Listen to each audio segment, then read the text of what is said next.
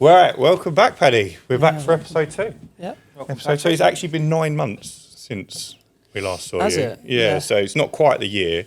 We're a little bit early, a couple of months too early. But how's the last 9 months been for you?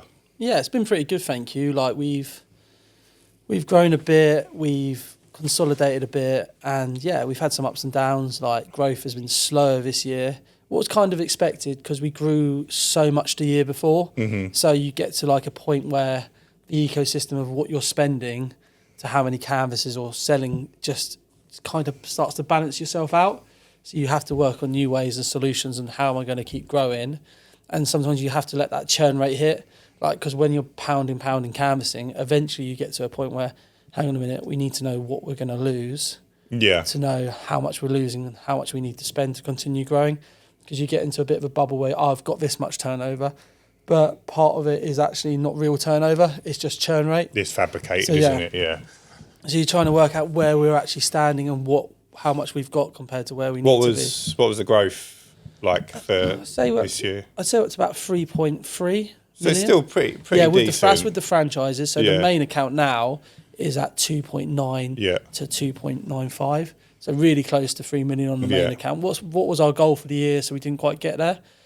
But like the franchises instead, one has gone up to almost 250,000. Mm-hmm. We got the other one off with the ground, so they took 50 grand of work off us to start, and they're up to 70 to 80k already within the first year. Nice. So like that's a big success to us, having our franchises actually grow and get more work and actually get to the point where they're stabilising. So this year, have you been predominantly canvassing? Yeah, well, it's a funny one. So we bring in we've actually started taking data now, what we weren't doing. So we bring in about 400 leads to the website a month, and we convert about 250 of them. That's from SEO? Yeah, that's from them. And then we do lead generation with reliable lead gen, convert about 25 to 3% of them. So I've got better numbers now. And when we ran a small Facebook campaign, we only converted about 10-12% on our first go. Okay. So that was quite interesting. But we are building I think ECOM do it. Verpa, not Vipra. Sorry, Ben. Do it. And we're going to build an in-house automation system as well, more than likely, for our own one. So we can do automated to a degree and then have the office follow up for the ones you don't book in, because they're great systems and they're clearly working for people. So I do think that we have the capacity to do it ourselves, and have someone in house doing it. Yeah, totally. Like we got a marketer for the first time this year. What's been brilliant. Yeah, we saw some of your videos. They were brilliant. But not just that. That's nice. But it's the commercial brochure she's built. It's the behind the scenes, getting our qualifications up, making our emails look more professional, making everything branded proper.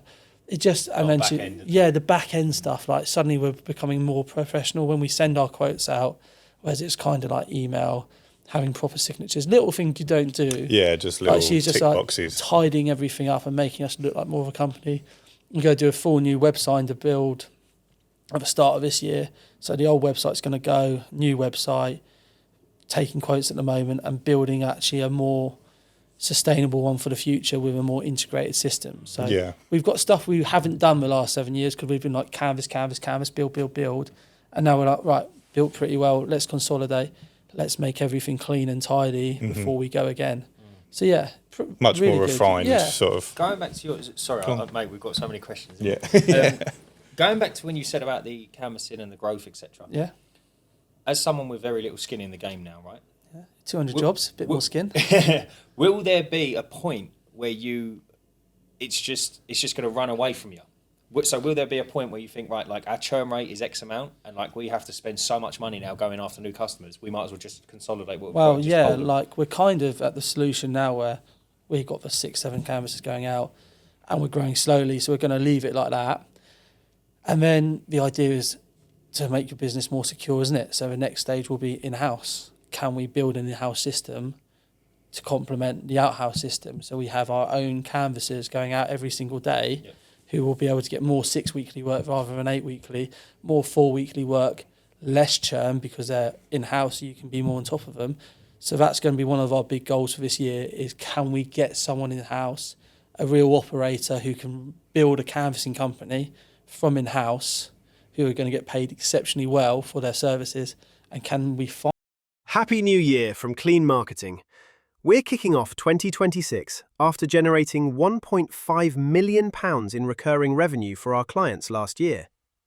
For the next 12 months, we are already set to reach over £3 million in recurring revenue for the businesses we work with. These results come from our unique position as the UK's only marketing agency exclusively for window cleaners. Much like you, I started on the tools as a window cleaner, running a company, and I've used that experience to build a system that delivers actual results for your business. We act as a strategic partner for multi-van businesses with a marketing budget of at least £1,000 a month. We work alongside you to set goals months in advance to ensure your growth is sustainable all year round. We'll manage your Google and Facebook marketing alongside our custom-built automated booking system that you can even use on your own website. Our automated WhatsApp system is so effective that over 70% of new bookings are now made this way. With over 40,000 leads processed last year, we know exactly how to convert leads into loyal customers for your business. If you're ready to scale your revenue with a partner who truly understands this industry, visit cleanmarketing.co.uk to check if your area is still available. Find that person. So someone who's more of a manager, who's going to hire the canvassers, take a percentage from them, get their own wage as well, and really push forward. You need someone who used to do double glazing sales. Someone who's an estate agent. Jumping up and down on the camera listening to That's this. what made me think of him, There's someone who's someone who's professional as well. Yeah. A professional person, someone who's been an estate agent at an area manager level, someone who knows people, can bring them in, because their money's based on getting 4 or 5 good people in and working. Because I think that's the one thing where, if it was going to be saleable in the future, that's the one thing missing, is having all your marketing in-house. So that's a big step. You mentioned just then that your in-house team would be able to get more 6 and 4 weekly work. Yeah, 100%. A lot of people say they prefer the longer periods because you charge them more, a slightly higher profit margin. Why would you prefer 4 I like 6 6. weekly? I'm not really 4. I like 6. I think 6 is the magic number, and people can move to the 8 weekly. They sign up the 6, and you get them for 3-4 months on the 6 weekly. They then move to the 8 weekly, and then you get your money in quicker. With an 8 weekly job, so say we pay, I don't know, let's do a random figure, 4 times for a job. It's really 8 times compared to a 4 weekly. Yeah. So you want to scale your money in, and then they can drop back to the next one. A lot of people sign up for 4, have 2-3 cleans, and move to an 8. Yeah. So if you can get people on, because they want cleans to get the windows up and ready. So if you can get more customers starting on a 6 weekly basis, Priors do 6 weekly. They have 10,000 customers on 6 weekly. So people are quite happy with 6 weekly schedules rather than 8. Once you start getting to our numbers of 12,000 customers, 8 weekly to 6 weekly is quite a huge thing. Like 25% more turnover, getting around quicker. Like, that's a huge difference. Although we do 4, 6 and 8, and we do have 4 and 6 weekly and 8 weekly, I just think the movement to 8 to 6 is the way forward potentially for us. But it's all things we're going to experiment, and we can't experiment that unless we have an in-house team. Yeah. You can't really do enough data tracking because we need so much volume to track the drop-off rates. Do you know roughly the percentage split on 4, 6 and 8 at the moment? Yeah, it's about 8 to 10% on 4, and then it's about 20% to 25% on 6. And the rest are all 8? And then there's 12, and there's weekly as well. We have weekly for shops and stuff on High Street because we do commercial. So, yeah, the majority is 8 weekly, though. Always has been. Well, it's just interesting because I think... but that's the way we went. We went for 8 weekly work because we were like, doesn't matter, as long as they stay, it's longer. And it was the right decision. We offered 6 and 4, but now we're like, well, at our size now, do we push to the 6 weekly? Because if we can go 6 weekly going forward, then that's going to bring in more work and more revenue quicker. Do you find it difficult to manage the rounds with the splits? No, because we're too condensed. We're so condensed. Like, I was looking at your rounds there, and you're like, our best example today we have, so Camberley and Frimley is 2 miles. We have From each other? In total, do a circle. 2 miles, we have 300 jobs there today. after Christmas. Tomorrow we're in Woking. We have 390 jobs, I think it is, or maybe 330. But they're all in one area. So it doesn't really matter. You just take the area and the lads and will go, right, that's the work. Because we have so many in that area, one lad will do Woking all year, one lad will do Basingstoke all year, one will do Walton, because it's canvassed. Like, it's different. Leaflet work, you're spread. Google, you're spread. If you have a condensed canvasser work in that area and then you Google and then you leaflet, all your work is closer together. So instead of doing 500 and having 3 hours of driving time, you're doing 600 and doing 2 hours of driving time. People focus on the number. They go, I only want my lad to do 500 quid, or I only want my lad to do 400, or I only want my lad to do 700, 600, whatever it is. But really, you should be basing it on hours worked, not price. Because if you can lower that driving time down, you turn the needle on your business. Suddenly you're doing 50 quid more a day and your lads aren't working any longer. Yeah, that's something that we noticed, especially this year where we've grown quite a lot, that if you're condensing so we don't live in a very big area anyway. Yeah. So we find now that when we are leafleting or Facebook leads, we're actually getting jobs on roads we've already got work on. Yeah. And that makes a huge difference to how quickly you can get work done. It's a different world. Like if you have 6 jobs on a road, like you are saving 5-minute driving time a job. Yeah. If you've been watching the podcast for a while now and you're serious about growing your business, you need to head over and join the Uncleanables Discord. We've got 170 plus business owners inside, including multiple 6+ van operators, all sharing real advice, real numbers, and real experiences. No nonsense. It's just $14.99 a month, which is less than one window clean per month. You'll get guidance, accountability, community-exclusive events, and private discounts with popular brands throughout the year. And by joining, you'll be supporting the Uncleanables Podcast, which ensures myself and Ryan can keep producing top quality content for you guys all year round. So if you want to join, head over to theuncleanables.co.uk/join. We'll see you inside. An hour At and least. 15 minutes, isn't That's it? mad, rather isn't than, it? Yeah, and then they can do more money. They don't feel they're working as hard because driving takes it out of you as well. If you're there going bop, bop, bop, bop, bop, you feel better than if you're driving 15, 20 minutes to a job, you're getting stuck in traffic, you're stressing about your day. And we still have that. We still have days like that, and we have commercial jobs like that as well. But the consensus is the closer the work is together, common sense really, the more hours the window can be cleaning, the less hours they're driving, logically you earn more money. Yeah, absolutely. Yeah. Did you find that out from literally doing it? As in, did you find that out that the absolute sweet spot will be canvassing? Well, we did find that out from canvassing because I did it myself. So I would be out all the time canvassing, and it would just work because we started canvassing, so all the jobs were close together. We then leaflet a new area and go, they're all spaced out. Makes no sense. We need to canvass that area. You noticed a massive difference straight away. Yeah, and then for example, I would always knock the new builds first. If we went to a new area, I'd start with the new builds and then infect the outer area of the old builds because it just made logical sense to do the new builds because they're all tight together. Yeah, they're easy condensed. jobs, you can do them quickly, and then you work on the hard knocks, the knocks that are going to kill you with the legs and the heels and stuff. So we always went, it is. It's rubbish. Driveways, and you're like, sometimes you knock on a door and it's like a massive house and no one answers. And you're like, I've just walked 2 minutes down here. And I would do days in an area called Ascot near us, £1 million houses. Yeah. I would get nothing for a day or 2 days. And then I would get 6 houses in one day, 6 to 7 beds, all £180 houses or £90, £70 houses. You're like, that makes up for the 2 rubbish days. You know what I mean? But I had to continually knock and have that depression of not. Yeah, I can imagine it's very difficult. Not depression, but that mental side of I'm not going to give up. I'm not going to drive to a new area because this area is rubbish. Because that's what canvassers do. They have a bad 3 hours and they go to a new area. You got to go. Well, the area's not rubbish. I've just had a bad run. And I'm going to get there. What was I going to? Oh mate, it's just popped out of my head. Something to do with canvassing? It was something to do with canvassing.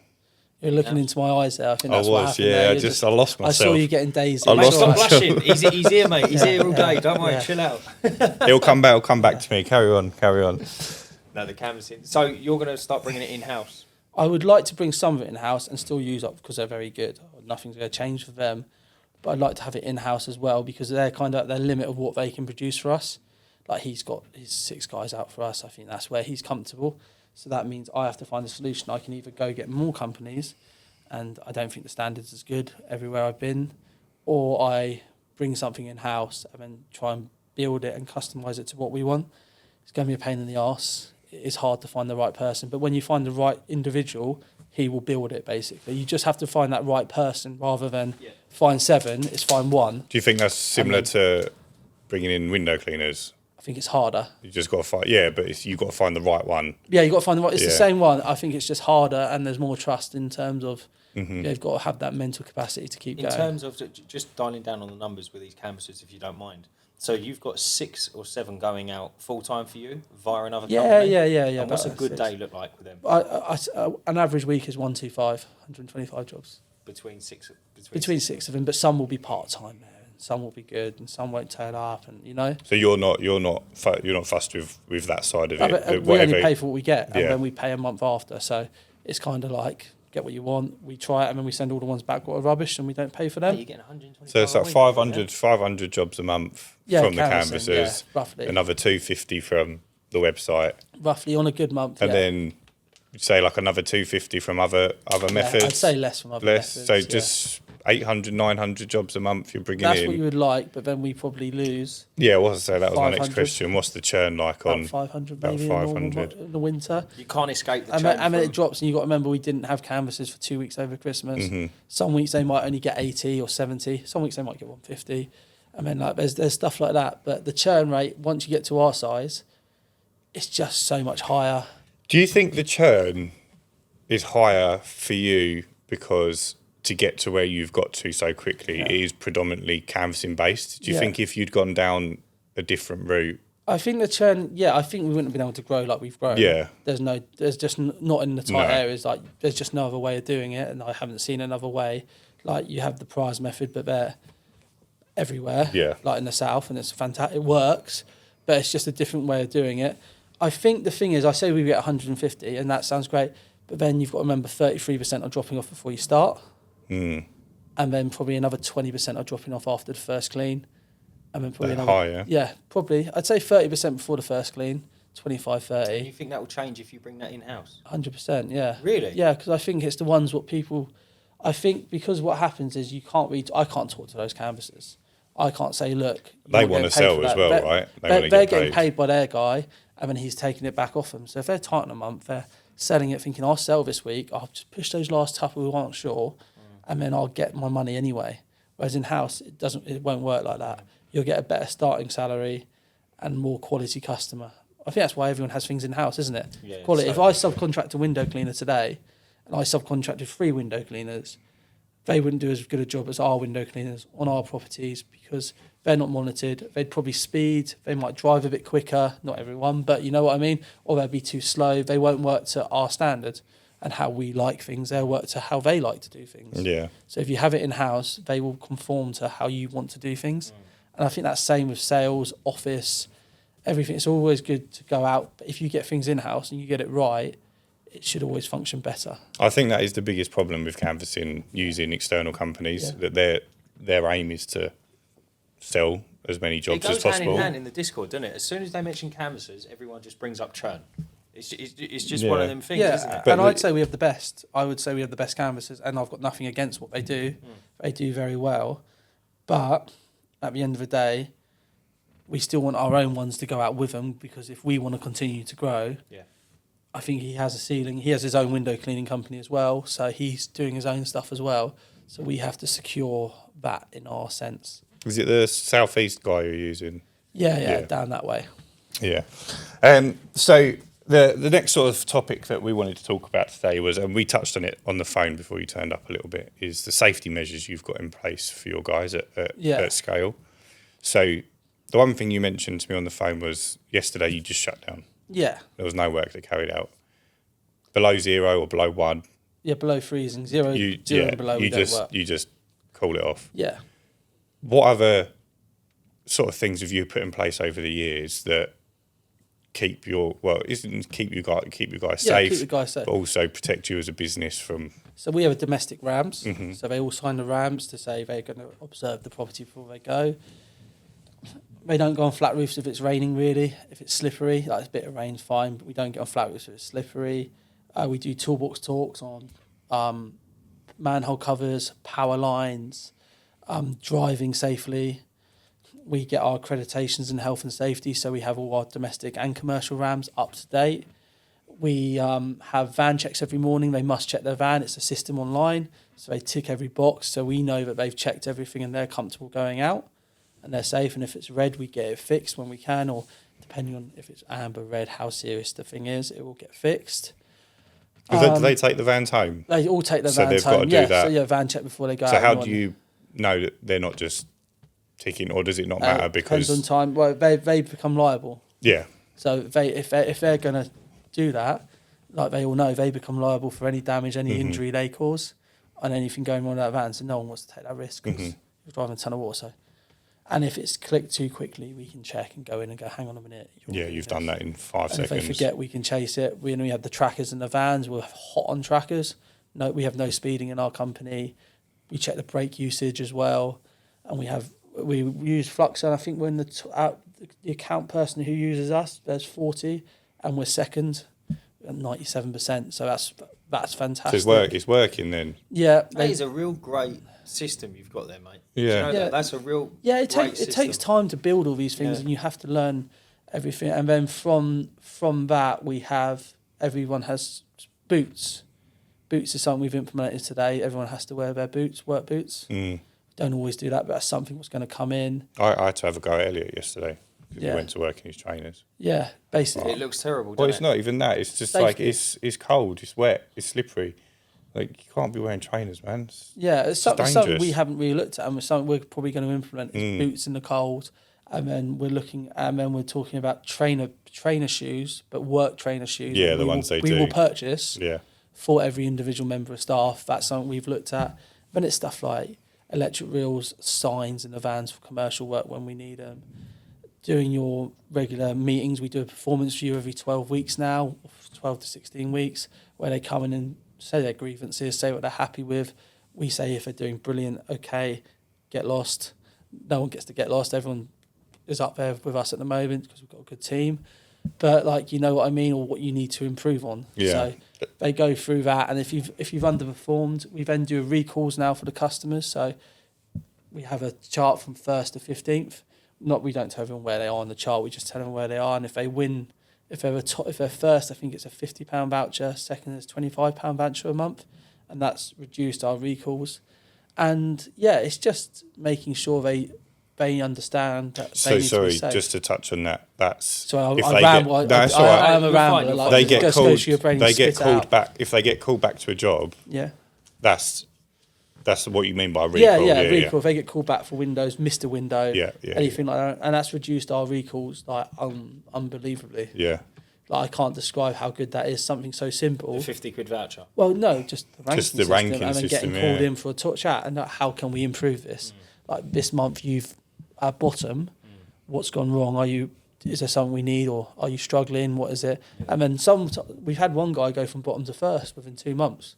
Really? And that's like, wow, what a difference, just having a chat. Being attentive and being finding attentive, out. not forgetting those basic principles of when you're smaller, to have those chats and have those performance reviews and constantly make sure they're involved in the team. Like, I called 5 or 6 this morning because it's icy this morning, who are a bit concerned, just saying, look, drive slowly, 1-2 miles an hour on estates if you're not comfortable. It's just those little bits of information. Like, I don't normally call people, but our office manager is off today, and our manager's busy sorting out vans, making sure everyone's ready to go. You mentioned before we started that your team now have all been with you longer than a couple of years. I'd say 2 to 3 years, all of them now. So I think people will be interested to hear that, because there is a stigma of window cleaners not sticking around. But I think if you implement some of the stuff you're implementing, looking after being well paid. Yeah, and we have a lot of churn. Like, a lot of people give up because they lose staff after 2-3 months. Because let's be honest, it's not for everyone, this job. It's outside, it's cold, it's taxing on your body. Like, people have to get through 6-7 months. And we have a lot of churn rate of staff in the first 6 months if they're not right for us, or If they're late, we just don't tolerate it and stuff like that. But once they get with us and they stay with us, they stay. And we've had a couple of lads, what was a real big success this year, who were young lads who are 19, 18, who have grown up for 2 years or 3 years, one of them in the business. And they've gone from their wage, say, it's not their real wage, say 15 grand, and they get a 10 grand pay rise. So, because I'm talking about a specific person, but they get a massive pay rise and they get their own van, and they've stuck out 3 years with us or 2 years because they know once they go 21 and they're driver, we will reward them for the amount of years they've been with us and the pay packet they should be on. Yeah. And I think our starting salary is all now in the company. It's all national living wage minimum throughout the entire company and office, not just minimum wage. And our pay varies from 33.5 right up to 50 for a manager. So you pay rather well.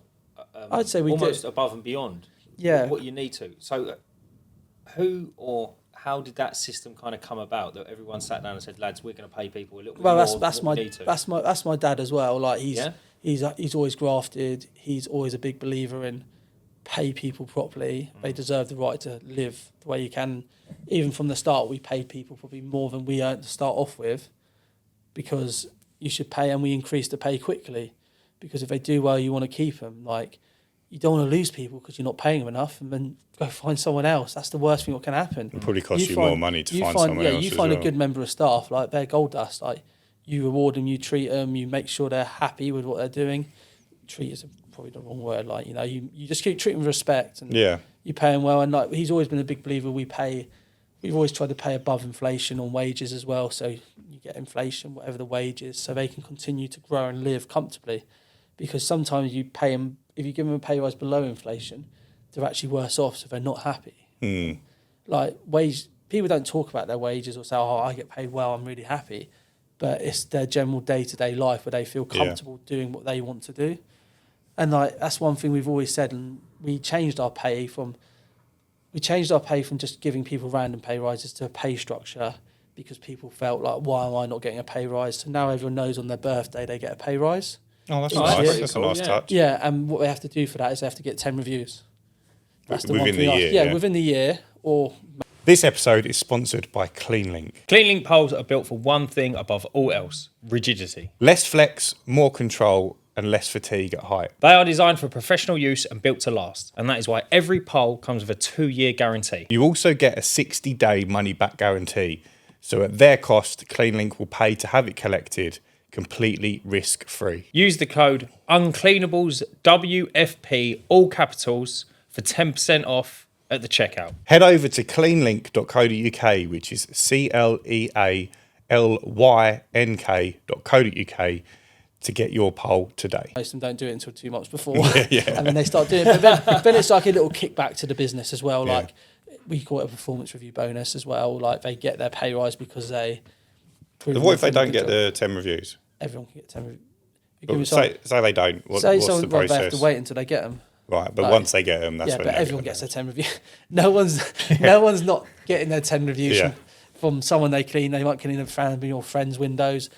They're out doing 30 jobs a day. No one's not, and then the office will help as well. If you've got Jaden out there, the office will call you, "Hey," and someone says, "Hey, if you're happy with Jaden's clean today, can you leave a review?" You know, we've got a system where you get your reviews and you get your money, and no one's not. You're just not getting a pay rise because you're not getting reviews. If that makes sense, it's nice. You would have to be get really it anyway. like comfortable to go. Everyone's going to get it anyway, but it's that trade-off. It's not 10 Google reviews as well, by the way. It could be one customer leaves one on Checker Trade and Google and Trustpilot. You know, So that's 3. Yeah, that's 3 there. You know, your mum can always leave a Google one every year. She's really happy with how the company's treating you. You know, Not my mum, mate. Yeah. Is that 1-star review? Should leave a negative one. Mate, my mum left to review my business with Tank. Didn't take the bins out again. So getting back to the sort of safety side of things, how we've had Jason Knight this year, or in the last year, seriously injured. A couple of others we know have died. Yeah. How important is sort of the overhead cable situation Well, it's to your massively company? important. So we do the toolbox talk, and if the lads see a cable, we're not sure, they send a photo in, and then we call the customer saying we can't do that window. We make a note on the system, and you can only manage it so much. You have to be realistic. Like, there's always a risk. But as long as you do your toolbox talks, you talk to the lads, you use the poles. What I've got much, but it doesn't. It's not going to help though. Still, realistically, if we're being honest, if you catch a proper power cable, it's only so much protection it's going to give you. Yeah. But you do your talks, you have your labels on, and you just keep informing them. And every time we do a toolbox talk, that's one of the ones that comes up every time. So it's constant relying on. How often do you do these toolbox talks? Probably every 12 weeks. And talk us through what that is for someone who doesn't know. Yeah, like it's just a very simple thing. Like it will be a sheet of paper. Everyone will be in the room there. We'll get one each, and we'll talk through the risks of using power tables. What can happen? Why you need to look at them? What are the dangers? What are the concerns? How can we prevent it? Same with driving. How can we prevent pressing ladders as well? That's another one we do all the time. And you just go through it all. Everyone signs it to say they've read it, they understand, and then they go back out. But as I said, you can't really go, this is a power cable, touch, bang. Yeah, show a video of someone electrocuting. Yeah. You can only talk through these risks. It's like manhole covers. You can only talk through someone, don't step on a manhole cover, assess your situation. There's still a risk they might do it. Is that something that's happened to we had years Someone ago. went down one. Yeah, years ago, we had the note on the system. It was we only had 2-3 staff at the time, and I was actually working with him, and he went to do the back. The note was there. I said check it out. He said that's all good. He went around the back, and it had don't step on manhole cover. He stepped on it, and he fell, but he caught himself and got up. Oh my God, mate. But yeah, and that's all it takes, and that's just one person's garden. Someone hasn't covered his manhole cover. It's in grass, a little bit of grass. And you can fall. Mate, that could have been so ugly for him. Yeah, it could have been. He was absolutely fine, and we were lucky. The note was there. Yeah. We were smaller. But when you're smaller, you learn these things as you go, and then you put things in place. But manhole covers are like... It's not something I'd ever would think of, No, really. you don't think of it. Unless you noticed it was loose or something. Yeah. Like we've got a customer who's got like a plastic tray over an exposed drain cover. Yeah. It's just always been there. Yeah. It's quite obvious. But it only takes your staff to be looking at the air and take that to the step. Or like not think it's secure because it's on the driveway. Exactly. But actually it's just a bit of plastic. Like it will just bend and you will go in. Yeah. It's not very deep, but still. But it's these dangers what people don't think about. It's like we stopped doing solar panels. We cut them. We lost 30, 40 grand of work. Yeah. And we just made a decision. We can't be absolutely certain when we're cleaning them that it's 100% safe with the window cleaning poles. Bit like power cables. Like there is arcs of solar panels in the rain and different things, and like you take a risk, don't you? And we thought at our size, right now we're not comfortable doing solar panels because we don't think we've got the best equipment for it. Also, it's more likely to happen to you because you're going to be doing higher numbers of jobs, right? Yeah, we're doing higher numbers. And where's that risk ratio when you've got employees? Where do you stand? Where do you justify, I sent someone out to do solar panels? We're not, although we think it is safe what we have, we can't be 100% certain. Yeah. So if you're not 100% certain, it's just we'll just cut it. Yeah, it's like we don't go up like pitched roofs. We wouldn't ever climb on a pitched roof. No. Or anything like that. That's just a send back and say, sorry, we can't do the job. So interestingly, you mentioned earlier, like if it's a little bit wet or whatever, you won't go on a wet decking, yeah. Flat roof. Not or on wet decking. Definitely not on wet decking. Yeah. We wouldn't go on it. If it's like a little bit wet and the ladder's secure and like you can get on it and the roof is a safe roof, like we still get on it. But every time we have, we do get jobs in this time of weather, 30% not safe. And obviously you just don't clean the windows. Do you give those customers a discount? Yeah, we let them know. We normally knock £3-4 off. Or they say, can you come back another time, and we put it on a recall. Right. So you still go back and redo it? Yeah, because it's not the customer's fault. We've agreed to do it. It's just that, and because we're in the area so consistently, it's not so bad, we just accept a small hit. Yeah. And then like Veluxes in the high winds, like if we get to a certain wind, we go, right, no Veluxes now, no roofs, everything from ground, and then we go back and do the Veluxes when it's not windy. Interesting. Because you have to still appease the customer, because the customer, you say it's windy, the customer's not thinking about you. Do you get a lot of kickback on that? Yeah, we get kickback. But people complaining. But you might get kickback, but when you say it's for the safety of the window cleaner, what is the person saying? Like, we don't want to put your... Have you had anyone just not give a shit and they're like, I don't care? I imagine there is in the office. Yeah. I don't know myself. I couldn't tell you because they deal with the complaints, Yeah. Imagine there's loads of random complaints and loads of... Is that something that's affecting the running of the business at the moment, the complaints, or is it still quite manageable? As I said, the recalls are much lower. Yeah. We've actually got better on complaints. So our complaints have actually gone the other way. We've got better because we have an office. Like when you find when you get bigger, it's the people wanting to call if you don't answer the phone are the ones who are going to complain, not the ones who get a phone call and get a response. So we make sure all our phone calls are always answered. We never miss a phone call in the office. Do you have a system in place to catch? So everyone's on the phone. It's because there's 6 in there. It's just not. It doesn't happen. No. You know, it might happen once a year. Right. So. That's not too bad, is it?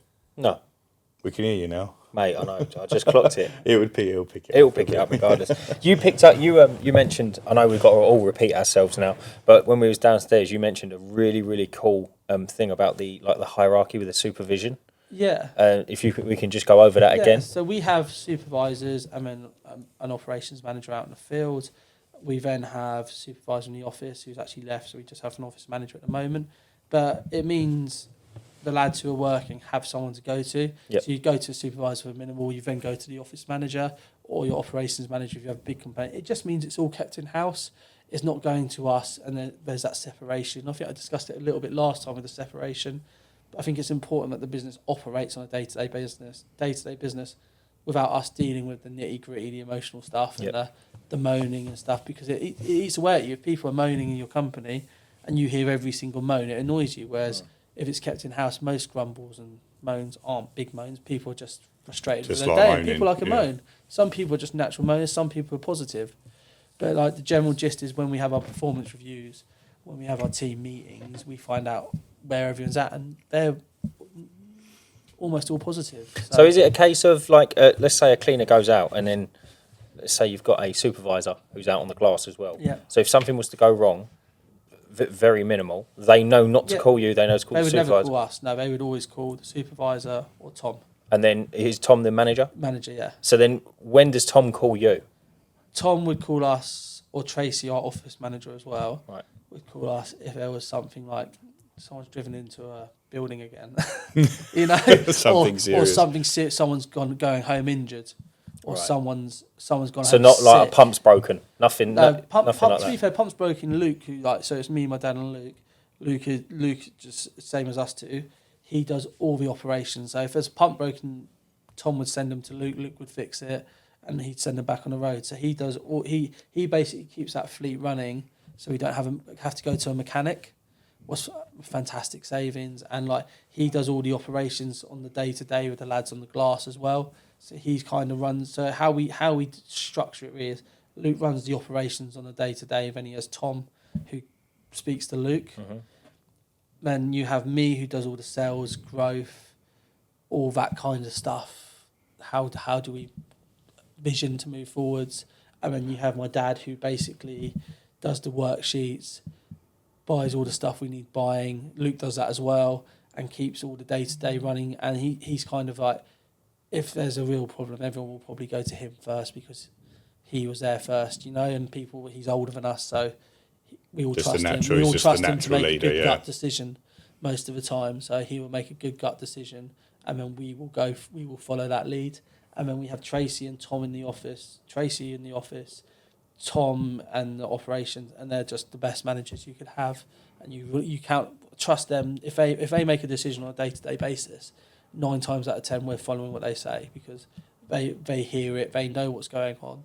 The only times we would step in is like if today a couple of the lads were grumbling about the ice, we would need to make that call. Like, it's safe to work today.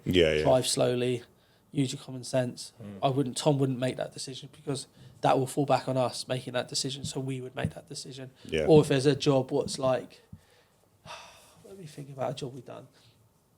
We did a job at a college this year, and it was touch and go, the mute distances. So he would call me saying, are we going to do what we can here, or are we going to call it off because we can't quite get to all the glass?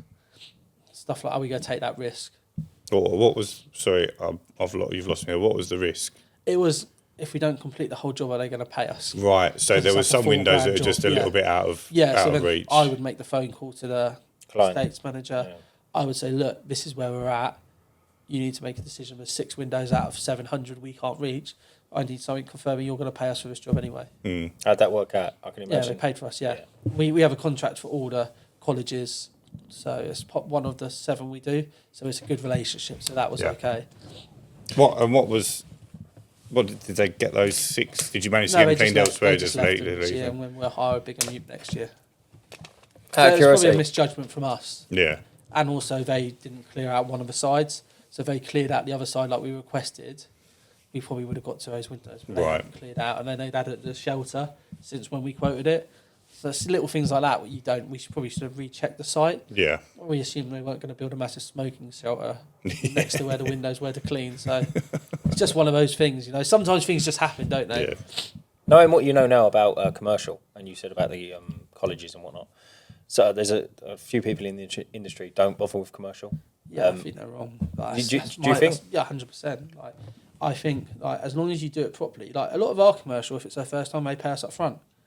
A lot of people just assume commercial aren't going to pay you. Like, if they need it done, we go, it's this price, pro forma invoice, please pay us. We had one we took to court the other day, and then they eventually paid us 120 days, and they go, actually, we need it doing again. Great, pay us now. And they paid us up front for it. It's almost double, yeah, wasn't it? so they pay us So they hadn't paid you? for 120 days, just probably because they were changing accounting systems or they had an issue their end. So we took them to court. Eventually they go, shit, we haven't paid this. $4,000, we finally get our money. But they were just ignoring your follow-up. They just have too many. I think with the bigger companies, it just doesn't get to the right person sometimes until it gets there. And now we have someone who actually speaks to us and dedicated to us. And we're like, that's great, we'll continue to do the job, you just have to pay us in advance every time. And they pay us in advance. So now it's like the best job ever. Do you do that for, like, is that just your general rule now? You try and get paid up front? No, we get paid up front if we need to get paid up front. We have big contracts what are never paying you up front, and then, but they're big signed contracts, like either government-backed contracts and stuff like that. You know you're getting paid, like there's no issues. We also have shops where you just know you're not getting paid on time. Yeah. We also work for companies like, if we know them, Ladders Free, Clean Society. So those two companies we do jobs for in our area. We know they're going to pay us 90 days late. Yeah. We accept that. That's a decision we have to make. Like, we're going to get paid. We just have to wait it out. So it depends on the job. And when we do stuff for a care home company, some of them are really good. Like we do 20, 30 care homes. And then some of them we have to wait like 150 days because the person at the care home just doesn't send us the PO number. And it's really annoying, but those two individual ones aren't worth getting rid of all the other ones who pay us really well, if that makes sense. And we still get paid and we have a cash flow to cope with it at our size, so it makes sense. And commercial, you can make really good money. So I think people, when you're smaller, like say you at the moment, you're in 2 vans, if you take a big commercial client on, you're gambling. Whereas if you have 10,000 domestic customers, and we're negotiating with a garden centre right now, at the moment, about 15 to 20k a year it's going to be, and it's got to the point where they've taken so long, I can call them and go, look, basically, are you going to sign that contract? That's the agreed terms. I'm not going on again. The windows are getting dirtier. It's up to you if you want to use us or not, and that's your choice. But we're not. I feel like if you're in a position where you don't need them, it's almost better. It is better, yeah. Yeah, the power lies with you. If you're working off 5 or 10 customers, and this commercial client is like employing 3 or 4 people on its own, and like you haven't got the fallback of domestic work, I get it completely. Like if you're a smaller company, commercial can be quite daunting as well, and then it can be a lot of time-consuming waste. Like I think I mentioned to you, we're quoting a commercial job on the Discord for £100,000. Basically, it worked out as 100k, and I was adamant we were going to win it. In my head, we'd won it. I'd spoken to the guy a few times myself. He gave me positive feedback. We were cheaper on 2-3 quotes. We sent it off. It's for a £1 billion company, so more work in the pipeline. I only just emailed back and said, yeah, he didn't win it. And it's just like, before Christmas, and I was like, I've set it up. I'm confident, and I don't feel confident normally going into things, but this one I felt exceptionally confident. I felt I've got my pricing right. I know I'm cheaper on 4 sites. I know I'm going to win it. And I was like, no, you haven't won it. It's just like, Did he tell you why? No. No, he said our pricing was more expensive, but he told me we're cheaper on 4. And he said he did it individually for the other 2 companies going. And I just couldn't get my head around it. I asked him, and I sent him that email saying, "You said we're cheaper on 4. Can you like?" And he just blanked me. But you don't know with companies if they have a preferred supplier before you start. Yeah, So I think sometimes that, or they just want free quotes. They had someone already, and they might have got a quote and said, "Look, can you match it?" Yeah. And then the other companies they're using matches it, and they go, "Well, status quo." They're happy with the cleaning. Or they get kickbacks. Yeah. And then then our biggest contract we won. We gambled and we did win it. You know. What's the biggest contract you've had?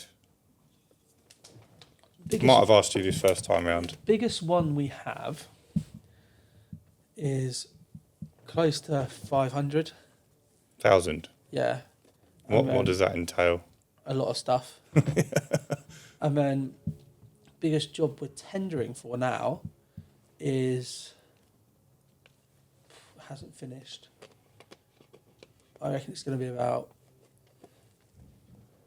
1.8.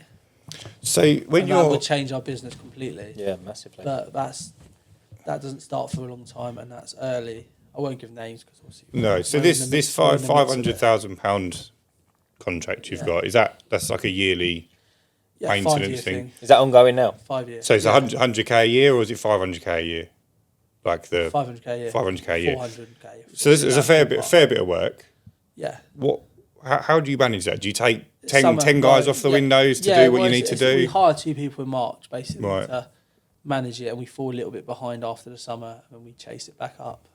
So it's not you aren't going to have to sort of take a huge amount of work. From No, because we've got it where it is, and if we lost it, I said it'd be gutting. Like, you know what I mean? But it wouldn't break us because we have enough domestic work to manage it, and we wouldn't really need to get rid of anyone either. But we would hire 2 people in the summer, and then you'd expect one staff member of those 2 to fall off during it. Right. And then you end up with 1, and then you grow enough to manage 2 during the year. So those 2, by the time the army's finished, you've got enough domestic work to cover them anyway. Yeah, yeah. Because that's growing as they go. When you get to that sort of level, when you're pricing up a job that vast, Yeah. are you breaking it down to like a day rate, or are you still actually pricing per window? Per window. Even on that scale, you are. Yeah, it took me. The first one they had the windows. I mean, I went and quoted the other sites, and I think it took me 2 to 4 weeks to go quote it. Just how many sites there were? Yeah, just how many windows there were. It took me 2 to 4 weeks to go count every single window. And how far apart are these sites? Are they all relatively? Yeah, all close enough. Yeah. Yeah, no major thing. All close enough to us. That's $500,000 a year, just a clean glass. Yeah, about that. Mate, incredible. Well done. That's huge. That's beautiful. Yeah, and it started with 1, and then we got more from doing a good job. So it started at 60k contract, and then from there we got more and more, and then it became what it is now. And if someone listening is looking to sort of get those opportunities, None of their business. no. Was that something that came through the website, or It came through contact? website. It came through website, and then we jumped on it, and then we did a lot of work to get it, because really we weren't big enough to do it at the time. Really, we needed it we kind of took a risk with it, and we figured it out. Like, sometimes you just have to figure out as you go. Like, you couldn't turn it down, you know what I mean? And it was a 1-year thing, and then it got to a 3-year thing, and then other things came available, and then it went from there. Do you push your commercial jobs into contracts, or is that something that they push from their side? They were contracted. They have contracts. We don't push into contracts. No. Quick pause in today's episode for any brands or businesses looking to reach 16,000 monthly listeners in the UK. The Uncleanables podcast reaches a highly targeted audience. Around 90% UK-based males made up of window cleaners, exterior cleaners, van owners and growing business operators. If your product or service is aimed at trades, small businesses or operators in the UK or maintenance space, our sponsorship and ad slots put you directly in front of decision makers who actually want to spend money in the industry. To find out more, head over to the uncleanables.co.uk/sponsorship. The link is in the description below. Fill in the contact form and we'll send over our advertising price list and available options. Right, back to the episode. Smaller stuff. It's like we lost a huge garden centre this year, 20-30k a year, and they weren't contracted. And you think, if they were contracted, they probably wouldn't have left us when they left, because they weren't disappointed. They just said they ran out of budget for the year. And then it's like trying to get them back in is hard, because then they go to tender again.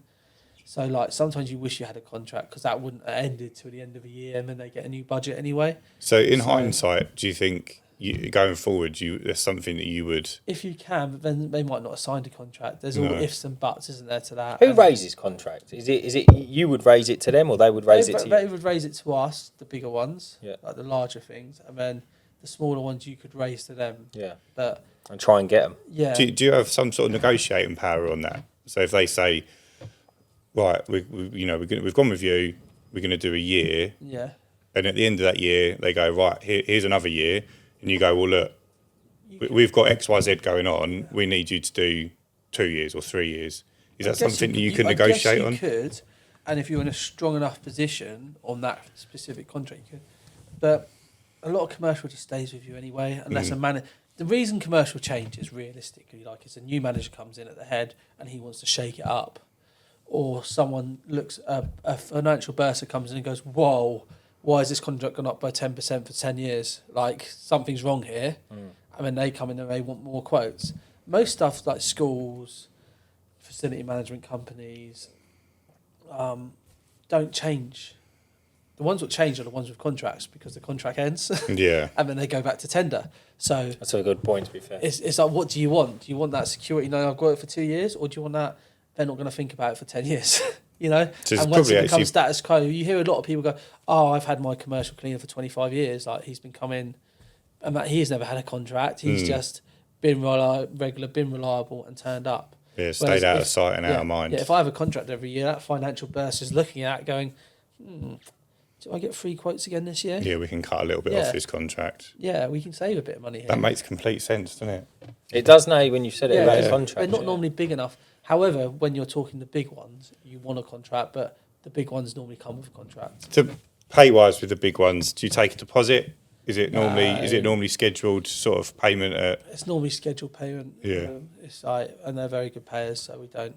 So it'd be like a 3 month job, and they'd say, "Well, we'll pay you at the end of month 1, end of month 2, and the final balance end of month 3." Sort of. That's that sort of thing. Like you know, you're getting paid basically. Yeah, they don't expect you to cash flow it, sort of thing. If it's a slightly they larger job, cash flow to a degree, but to a degree, yeah. But first month you cash flow and you get it at the end of the next month. Mm-hmm. So you have to suck it up a little bit, but you know you're getting paid, and we've been there now a couple of years, and we've got a few years left, so we know they're going to pay us. Yeah, you're in a good position with that one. Yeah.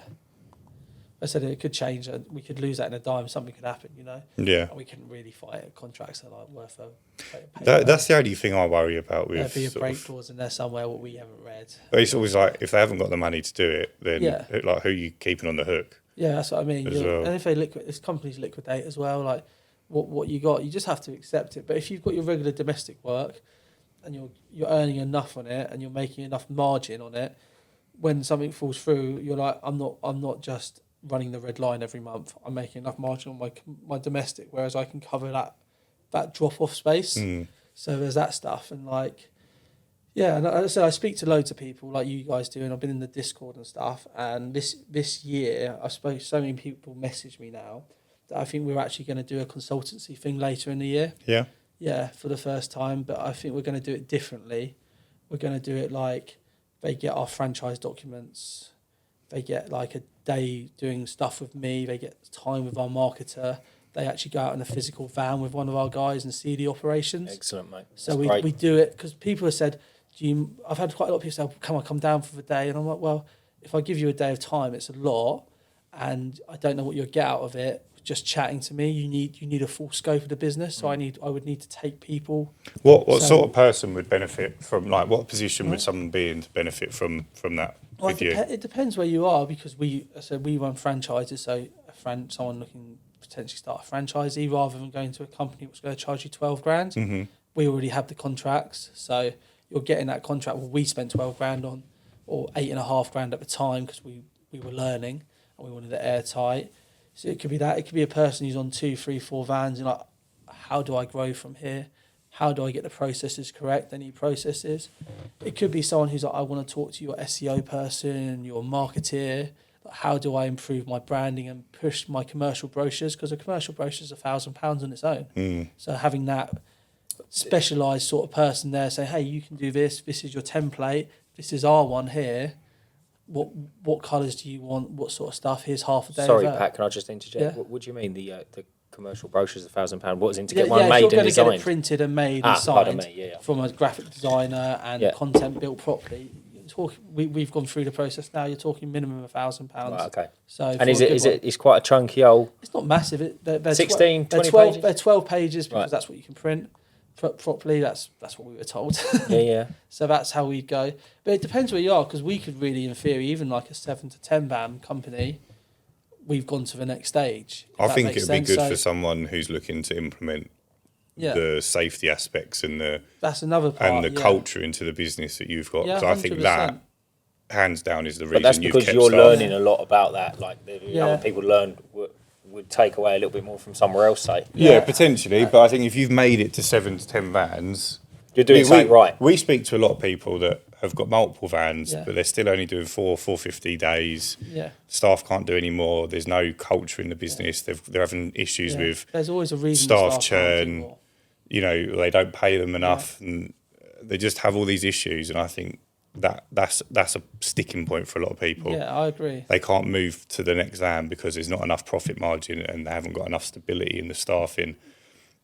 And then something that would go wrong, like someone slips off a wet roof or gets electrocuted by a solar panel, or would just ruin them, wipe them out. And I think it's something really important. Yeah, and it might be a thing where cash flow's got too tight and you go, right, this is how we sold our work, this is how we did it, and this is how we brought in work cheaper. Or you're earning $450 a day. Have you done the right systems to make sure that guy is maximising his time? Are you charging per job and you just focus on the job price, or are you focusing on minutes per job? Are you minutising properly? Like, there's so many processes and little nicks. Here's our office. Here's how we chase our debts. Here's how we keep our debts down to, for a £3 million business, it's at 25k at the moment. Here's how we keep our debts so tight and we can still expand. You know, there's so many little things. Here's why we don't do cash anymore, and this is the time we chose to change cash. But at the moment, you're probably a good time to do cash still. You know what I mean? There's so many steps along the way, and like even someone with 7 vans, it's like it's quite funny because like I met up with Pryor earlier this year and we had a chat. I learnt stuff I wasn't doing at my size, and he's the same size, and he probably picked up a couple of things from me. And it's like, oh, I've made a little tweak, and I can make another 50k this year. Do you mind saying what sort of things you learned when you were there? Yeah, I say a couple. You're going to have him on anyway, so I don't want to go through his knee. I don't know if he'd be comfortable me giving his secrets out because he does his own thing. But something what we'd never thought of, what we haven't implemented yet. So something we thought is we've never used a virtual assistant. We never thought about it for out of hours. Getting the context, details, names, so that when the customer calls, they don't call another company, another one-man band in the evening, because they know we're calling back in the morning. Whereas if you leave a voicemail and it goes voicemail, I normally hang up and call someone else. And it's something we never thought about, and it's just, if we can get another 3% retention rate... Even that's a gem, isn't it? Yeah, that's a gem. Even if we can get that 3% retention rate better, or 5% retention, that works for us. So like, I feel like people can always improve their company. And I feel like even at any stage, because we do franchises from startups now, so we do the franchise system, we've gone through the systems from 3 vans to 5 to 10 to 15 now, and when we've gone from the point where we've grown an extra 700,000-800,000 without even having to get another van, or even 1 million maybe, where we've gone, let's improve our systems in-house, and then you can put that back into paying your employees more. Like, there's stuff like that. Yeah. You know, like, why get another van when I can improve what I already have in here? And what can I do to improve that system? So, yeah, it might not work. People might not be interested. People might be, but as I said, I'd want to do it as a whole context rather than you get to meet me. Yeah, this yeah. is what I think that's a great you idea. get to meet me. You go out with the physical van, so you see how much we take. Yeah. You see how they operate while they're out. See in the that van. it's possible. Yeah, I think that's a lot of things because for people. I think that's a lot of things. Like you can go to a lot of people use coaches, don't they? Active coach or a life coach or a physical coach. But if you have someone in the physical industry who can go, well, this is how it's actually done. Someone who's doing it. Not as someone well. who's like, oh, maybe this is a good idea. Like, oh yeah, go car. This sounds like good. When you talk to them, they feedback. Whereas we can go, no, this is actually the way we would advise, and then they can take away what they want, because it's a bit like your Discord, for example. There's a lot of information in there, and there's a lot of good stuff on there, but then there's also stuff what I look at and go, I wouldn't implement that. If someone picks up that as the good advice in that conversation, that's going to set them back. You know what I mean? So I don't know. It might not work, but we've got a vision for it.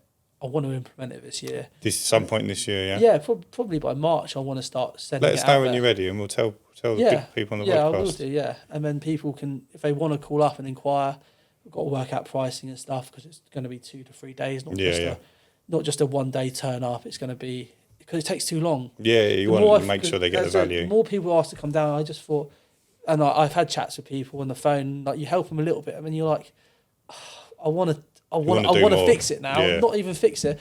I had a guy tell me, and he was scheduling times for all his jobs, and he probably listens to this, and he hear it, and I won't say who it is, but he was scheduling physical times for each job. So he'd say, I'll be here between 1 and 2. Mate, his anxiety must have been. 2 and 3. I know who that is. I told him to get in touch with you. Yeah, he did. You told him, and I was literally having heart palpitations, like talking to him because I was like, he's got 1,100 customers as well. Yeah, but he's obviously customer service brilliant. Yeah, he's obviously got something brilliant, and he could probably add 40% to his takings. Yeah, or 30% because he's just so time orientated that he's knocking back how much he can do a day like that. And like most people will be all right. You don't expect your delivery man to give you like an hour window nowadays. He Not says really. He's coming between, they never turn up when they say they're going to turn up anyway. 9 and 6, most of them say, and they're going to drop it on your door and bugger off, aren't they? So, yeah, so stuff like that. What time do you got? Still got a little bit of time? It's 12. Yeah, I've still got time. Let's quickly move on to price increases. Pricing. So yeah, I can't remember who it was you spoke to, but someone mentioned that you had a chat with them, and you said something along the lines of, as you get bigger, it becomes more and more tempting just to raise prices. Yeah, of course it does. Yeah. So, how do you manage your price rises, and how does it affect your business? Like I now understand why Sky every single year try and double my price, and I have to call them and knock it back down. The thing is, like, if you lost 20% of your business now, and I increased everyone by 20%, I'm in the same place, and each van is taking another, say, £100 a day, £140 a day. Like that's pure profit. Like, and I have to get no more members of staff. I could afford to lose 20%, have the same amount, and then refill that 20% with the new price structure. And our lads are taking more money and working just the same amount or hard, or even less hard, and doing more. So it is tempting. But we did last year.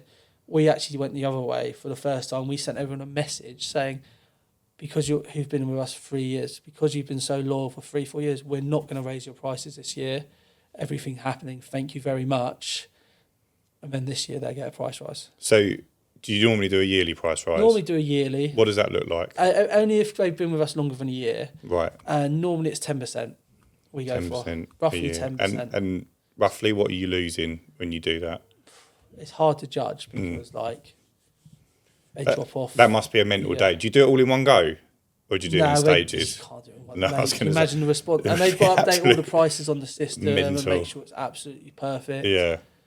And then when they pay, people pay you their old amount and you've got to chase it. So when they do 10%, when you do 10%, you're messing around with change then, yeah? So you're like £22.20p. We round it up. Oh, okay. Yeah, so I'd say I'm doing this. Yeah. We don't mess around with change. It might be £20. If it's all bank transfer now, so it's not really changed to us. Yeah. If it's £25.50, but normally it's like 25, say to 28. Yeah. So that sort of thing, or 20 to 22. Is it? Do you notice the difference in either efficiency or less work when you notice the takings, yeah. The better takings, and then you notice the drop off on your stuff. You notice the drop off, but the drop off happens slowly because a lot of people wait for a new clean. You also get rid of a lot of people who are looking to leave anyway. Yeah, who are on their last clean or second to last clean. So they're looking for an excuse. You can't really take into note because they're probably going to leave anyway. They were just not getting round to it. It's like when you send a gutter text, you lose customers. Yeah. When you send a gutter text, you lose some customers because I didn't want that guy. Yeah, there's not been. They're just waiting for the food to be on their mind. Yeah. What would you say your churn is on a price rise? I haven't got the number, so I won't give it. That's what I'd say.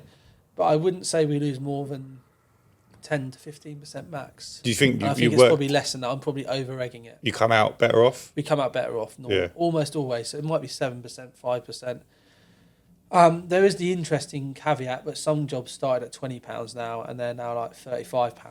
So they've had like 5 price increases. That was my next question. And then you're like, when do you stop? So that 3-year mark, is that where they go to every other year? Does that sort of work a little bit better? That might become a thing. Because £20 job at 35 quid now, even 5 years ago, seems quite you seem quite like a big jump. Boat out. So but there is that caveat now where you get to a certain going up. Do you still push them, or do you, because you want these customers? They've been with you 5 years, or like rock solid, hard as nails customers. Yeah. They're not leaving you unless you like run through their window or sort of drive into it or like smash it. Which is absolutely possible. With Undeniable, drive into their gate. Have you had anything mental happen this year? No, this year's been really good. Well, we had a big crash. I think you might have been just before. Yeah, was that just before we came? Yeah, that was after October, November. Sorry, and that was quite scary. He basically passed out, not his fault. Yeah, I know you mentioned it in the Discord. Yeah. But everything was fine. He was fine. It all worked itself out. He got back to work, and he's 100% now. But that was quite scary. No one's fault. Nothing you can do about these things. Some things are just natural, and luckily he didn't injure anyone. The damage was just vehicles, so it can be repaired. Mm-hmm. And then and he was okay, and that's what all that matters really. Everyone was fine, but scary things do happen. You got to remember, every day we've got between 17, 15 vans going out. Yeah. That's a lot of hours of driving every single day. Like, you're going to get knocks and crashes. Do you get a lot? Are the vans in good condition? Would you say? Vans are in good condition for the scheme of things, but we're very hot on trackers. We're very hot on. Yeah. If you damage the van under a certain amount, you pay for it, under the excess or above the excess sometimes, depending on how incompetent it is. Yeah. So people are aware, so they take extra care. And that's something that you drive home a lot. They know. Yeah, we drive home all the time. Yeah. Right? And trackers are the best thing we ever did in terms of being able to track how long everyone spends at each job and like driving safely, because I think that's the biggest risk with a ton of water. Yeah. So if they're doing like a 40 and a 30, say, and the tracker picks it up, will your office manager give them a buzz and go bang straight away? You do a 33 and a 30, and they'll give you a physical call. We don't allow it. Like, that is not allowed. Like, mate, we get a premium back from our insurance, about £2,000 premium at the end of the year if we maintain 95%. So we're maintaining 95%. Like, we're not. Goes on the Christmas party. We want that £2,000 back. Like, that's part of the reason we went with that company. That's a good incentive, to be fair. Yeah, and if we drive well, they're going to give us a better rate next year. That's just how it works, isn't it? Because they know you're a good driving company. That is impressive that you managed to keep on top of it, because I think people. That's why we have an office. You almost don't think though when you're driving, do you? So you're almost on autopilot. You don't even realise you're doing 35 in a 30. But do you know what's mad? People do. Like Joe Public will. Yeah, absolutely. And they'll remember the van, like, he was going a bit too fast, or something along them. And that's why, like, you have your toolbox talks, your reminders, all that sort of stuff. Do you so you obviously got quite a lot of data on how long they're at jobs, because it's something you're tracking. Yeah, every job's minutised. Is that how you build a worksheet? You say minutes. We changed that. This will be 8 till 5, whatever it is. This sheet's 7 hours. Allow for a bit of driving in between. Mm-hmm. That's how we build our sheets. So they just do 7 hours a job of work. And you work out minute to job, basically. Price. Did it take you a long time to implement that? Yeah, I imagine it took a while for the office to do, So they just, day by day, as it went round. And then we tell the window cleaners to update the minutes. Right. We don't have prices on our jobs, apart from if they're cash. We let them know how much it is, so they don't have the prices on their sheets, because I find it creates a negative atmosphere. I'm doing this much today, he's doing that much. And they don't think about the minutes, whereas everyone's minutes are kind of similar. Yeah. It's okay. Also, like, it shouldn't really matter to them, should it? Yeah, but it does. Like, if you're working for someone and you see how much you take, people do get the hump. No, I get it. Yeah, I do get it. But no one gets the hump at Tesco's when they're scanning £5,000 an hour, do they? Yeah, no one's like, Tesco's are earning too much money out of that, because everything else is going on. Yeah. You don't see all the other costs, the hidden costs behind what you're just doing as an individual. Yeah, I do understand the negative implications of it. Yeah, and you just want, as I said, you want that ethos of you work for Abacus, you're an Abacus team member, you're going to help your teammates at the end of the day, and that's something we've really pushed. Like, everyone today will help each other before they go home. No one will go home early before someone else. That's a great mantra, I think. I do like that. With and again, I've not got the second staff members, so it's easy for me to say, but I've thinking a lot about it recently, and I think having the incentive of, if you finished all your work early and you've done a good job, obviously there's no callbacks, you get to chip off early. Yeah, I think that's quite a self-employed mentality. You think so? I think that's like when you work for yourself, you're like, if I finish all my jobs early, I get to go home. Like if you work at Tesco's or you work at most places, if you do a good job, you don't go home early, you get rewarded with pay. And like you say, he gets to go home because he's done his 500 quid. He might not think it, but really what's better for him normally would be if he did another 200 quid and you increased his wage by $5,000. Yeah, that's very his true. His quality of life, his holidays are better, his quality of life's better. I think that's a stumbling block for people because you can't always get that through to the employee either. But like, if you do a better job, you get rewarded better. Yeah, that makes like, perfect sense. If our manager, who started on 32 grand, he might have started on slightly less because he's been with us a while, chipped off at 1 o'clock every day because he did his 450, he wouldn't be on a wage 45 plus now because he would never have done more work. Yeah, absolutely. In my head, it doesn't make sense at scale to do that. Yeah, but when you're smaller, we were the same. Yeah. We actually, I think I discussed this, I touched on it last time. 4 years ago, we had our staff saying they were overworked because they started to talk to each other and we were growing and we're working too hard, and that's why we implemented trackers. They're all getting home at 1 o'clock. Well, and then they still moan that they're being overworked. They're being overpaid because we used to have that. I had that mantra because we were self-employed mentality. Like that's what we were. We came from. My dad was self-employed. I worked for my dad.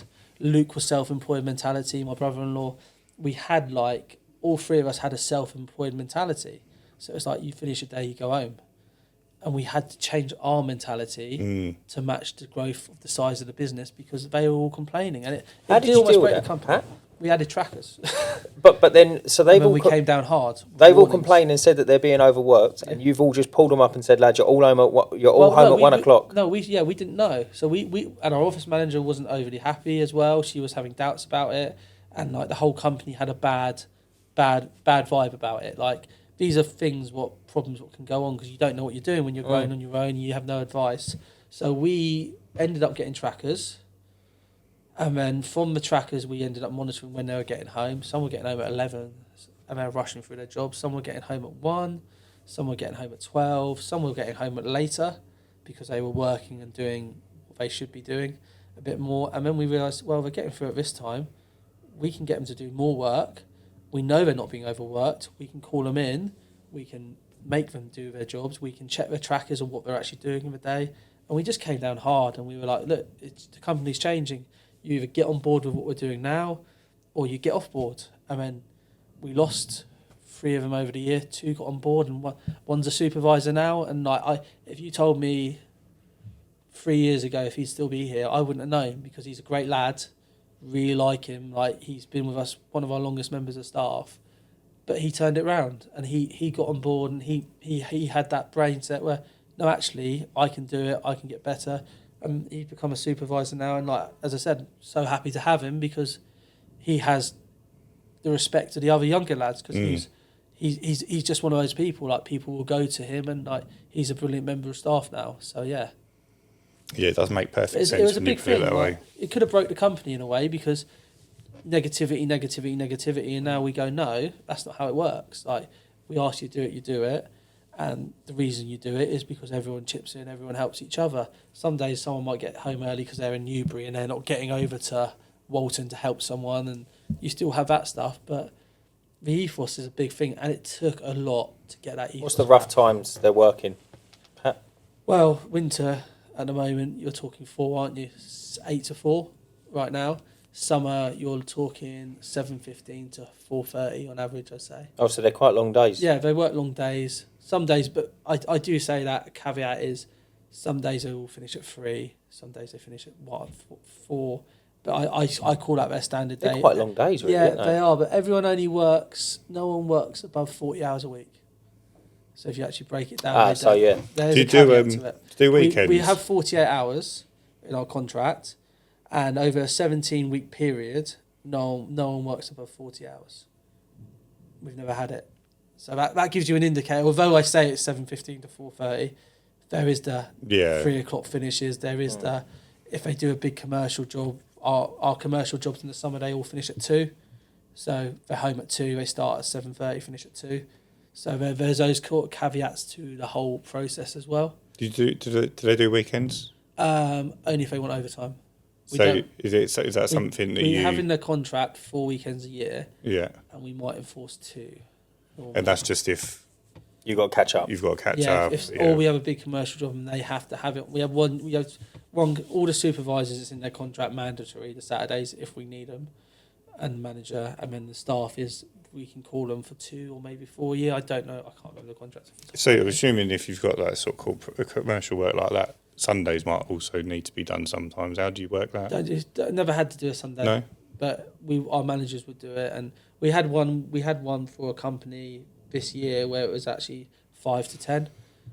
A commercial job, made them pay up front as well. What, 5 a.m. to 10 p.m.? 5 p.m. to 10 p.m. Right. And we made them pay up. It was a film studio, but they needed it done between those hours, and they paid up front. And we had 2 lads who worked. When you got 17 lads, some people are going to want the money. Someone will take it. Yeah, that's what I mean. And the managers, you just pay them like a overtime on that. Yeah, you pay them overtime, or you say you can work this day and you get tomorrow off. Like you work it how, or whatever they want to do, or they get an additional day holiday. You know, there's all sorts of nuances you can do. So a lot of them might work a Saturday to get a holiday later in the year, so extra holiday days if they work the Saturday. So you're quite flexible with it. We try to be really flexible. Mate, you're really flexible. Yeah, we try to be really flexible. Sometimes it bites you, but if you can be flexible, again, people, although you might not realise they respect it, they might give back. I think that's the trouble. Or they might be happy not leave the job. They might get another job, paying $5,000 more, and they go, "I've got to work every Saturday. I can't do that with my holiday. I can't." If someone calls us, like we have someone who does a referee, if he calls us and goes, "Look, I need to leave early today," or someone calls and says, "I've got a dentist at 3," we still let them work the full day and they go to the dentist. You know what I mean? As long as they tell us and they give us notice. Yeah. Even if they got an emergency, I can only get emergency dentist my 2, so we go to your appointment. You know what I mean? Like, I've got to take the kids to school today. My wife can't do it, or I need to do the school run at 3. That's fine. We are a big mantra in, if there is something and it's legitimate and you're not taking the piss. Yeah. Let us know, and we will try and accommodate it, because I needed that, and sometimes I need that now. You know, I would need that now. So you want to be as flexible as you can to a degree. Sometimes you have to say, if they put holiday on the physical day and you're like, I can't, the sheet's gone out. Once the sheet goes out, the sheet goes out, you know. You've had that then? Yeah, you've had things. Someone's forgot to put their holiday in, and then it's like, you kind of need to work. I'm on my way to Malaga, mate. Yeah, but you have to, if it happens, it happens. I think the thing is, some people go, oh, that's just great. But you have to remember, people make mistakes as well. You have to balance out are they taking the mickey? Have they made a mistake? Are they a good employee 95% of the time? You know, I'm a great believer in that, all that sort of stuff. Yeah, I am too. And that's where your ethos comes with the go home early. And I get it, because I had that ethos as well. But you have to move from a self-employed to an employed. Yeah. And people actually like structure more. That's what I didn't get, because I hated structure. Like, if you put me in front of like a structured environment, I wanted to not be part of that structured environment. I wanted to work on my own. Same with my dad, same with Luke. So, but most people like a structure. They like to know they're starting at 7:15 and finishing at 4. They don't like to think, I'm finishing at 1 today, and then they have to work to 3, and it's like, these 2 hours. Yeah, that's what I mean, because they're used to it. Yeah, yeah. Whereas if they're used to working at 4 and they finish at 2, they're like, oh, that's quite nice. If that makes sense. That 7:15 start, is that on the glass? Yeah, in the summer. Not now, it's 8. It comes back. Yeah. 7:15 would be start. That'd be domestic or just a commercial? Domestic. Yeah. Really? Yeah, 100%. Do you have to check in with them? No, some people kick and we put 9 a.m. if anyone kicks back. So, but most of the time. Most of the time, it's all right. To be fair, I like these sorts of things where people, like, you in your head, you've got a preconceived conception. Yeah. It's like people get it all the time with price rises, or when they go VAT registered. They're like, I'm going to lose half my customers. It's like, no one's going to pay it. It's like, it's because you haven't done it. Like, in my head, it's like, we start at 8 on the glass. Like my brain doesn't tell me that But at 7:15, people would just be going mental. We always start. It's really 7:30 start. Yeah. We always tell them to get there for 7:15 minutes before. But we started at 7:30 always because my dad's an early riser. My brother-in-law's an early riser. I wasn't, but they made it into that, and then that's when we started. That was start time, you know. So we implemented that the whole way, and we've never had an issue with it. Do you tell new customers when they join, like, we start at 7:15, so if you'd rather not have that early slot, then let us know? Yeah. Or do you just wait we just until they text them, kick they off? text back, and if they are, why you come, we sorry, we'll move you next time. We might lose a couple from it, but the amount more we can do because of no traffic, dodging traffic for 2 hours in the morning is quite critical. Yeah. So When you've had 5 or 6 jobs done before anyone's even. Yeah, and that's another thing, like, because we have Luke, my brother-in-law, and he's the director as well, and he fixes the vans. Everything on the day someone comes back, everything's fixed, so it can continually go. So that's another advantage of how we run it. Do you have a spare van? No, not at the moment. We did when we filled it out, but if something breaks, they jump into a van with someone. Right. Until we sort it out. So every van's got a 2-man setup. Sorry, bro. My brother-in-law does have a van as well, so that van can be taken out as well. So it kind of is. Everyone's got a 3-man system in it, 3 pumps. So if one breaks or 2 breaks, no one's going to break down in the day. So 3 pumps. 3 reels. 3 reels. 2 reels, 3 pumps. So it's just you've got Plug and 2 play, of the spare. Emergency one in case 2 break in the same day. With an IBC in the middle, ain't you? And you've got no controllers. You're just straight pump. No, we've gone back to controllers recently, last while, just because we've got bigger pumps now. So we can manage we just work with 100. Because we found the pumps were breaking too much. They changed something in the Sherflow pumps, I think. So we changed pumps and we went back to controllers very recently. But you're still running them on 100%? 100%, yeah. What's the controller for if you're still running at 100? Because they run like 150. Oh, do they? Yeah, they run faster. It's quicker if you don't have a controller. And we like that, but we had to value how many pumps we were going through in the end. And we just changed the model because things break and you get bigger, it gets harder. The controllers never really break anyway. So no, controllers don't break, and the pumps we use now don't break. So it saved us money. Yeah. It's better. Yeah, pumps are expensive. They are very expensive. We had this discussion, didn't we? Mate, especially when you buy about like pumps. 17 vans worth. Yeah. I can imagine that bill's colossal. Yeah, it does add up. And you always need spare pumps as well. Yeah, that was another question. Just check we've got enough time. What's your spare collection look like? It must be colossal, right? It's not huge. It's a good size. It depends. Mine not huge to someone else is probably huge, you know. But yeah, we always have spares of everything. So you got like 4 spare electric reels, or? Well, each van again has 2 electric reels in them already mounted, so we don't really need the spares because if one breaks, they go on to the second one. So you just have spare pumps. Yeah, and they have manual reels for. What about spare poles? They have manual reels, and if they have one reel, they have a manual reel in case it breaks. Right. Spare pumps, we try and keep 20, I think, in reserve, and then like poles as well. Like my brother-in-law fixes all the poles as well. Like he's pro operation, fixing everything. So that's basically how it actually runs. He's actually more important than me. I just do all the fancy stuff. Yeah. He actually makes it run on a day-to-day basis. We're getting into a conversation I have no knowledge on here. Do you think we'll wrap it up? Because I know you've got to get back. But do you think if your dad and your brother-in-law left tomorrow, it would still run? 100%. Yeah. You have to go to the mechanic, but it's a saleable asset now, and like you have the franchises bit on it, and you have the commercial bit. It's basically 3 entities. Are you looking to sell at any point? Where do you think? Unless Ralph is going to offer me a really good money. No. I'm sure he would. Yeah, I wouldn't say he couldn't buy us. He couldn't afford it yet. No. I think unless something crazy happened, I can't see us selling it. There is always the capability of splitting it. If we got 10 franchises, suddenly that becomes a real lucrative sale point. Or if we got enough commercial where it's like 5 million, 4 million commercial, suddenly you could separate the commercial to domestic, run it 3 businesses, separate an office for that, and go, I'm going to have a payday here. But to be honest, I'm only 35. My brother-in-law's 32. My dad's older. He'd probably want to sell it, but you get outvoted. But we're not. Will you two have to buy him out? Do you reckon when he wants to retire? Nah, he'll leave it in the will. Yeah. Why he wouldn't want to be bought out? It just continually takeaways. Just takeaways. Yeah, probably leave it to my sister, so me and Luke don't get any, and we'll have to go 3 ways again. Have you got plans, like a set sort of goals for next year? Well, this year now. Well, yeah, I want to consolidate.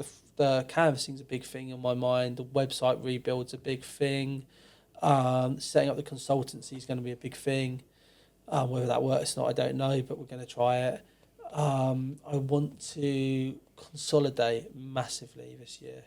I want to really focus on, can we scale back what we're spending, where are we overspending. I want to have a year of that, try and work out where we can make just our boost costs the more profit efficient. margins. Yeah, maybe boost the profit margins, but canvassing, can we get it to a point where we can make more money without spending so much? Because there's a lot of profit if we can cut back the canvassing absolutely. pricing as we grow. Because it won't actually cut back, it's just, can we minimise as we grow, if that makes sense, the next price for canvassing.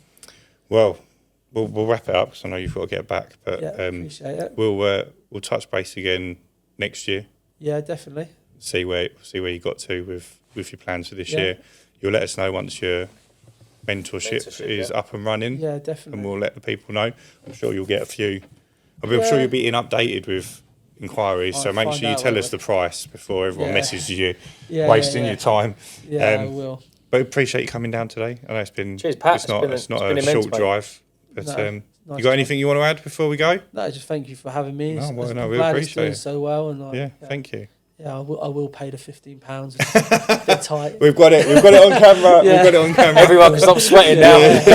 You know how many people have asked where you've gone? Yeah.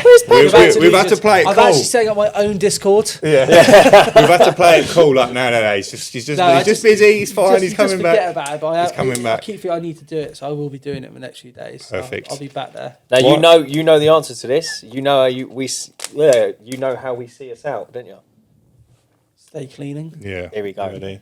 I've been Ryan. I've been Dan. And remember, stay cleaning. Thank you, guys. Well done.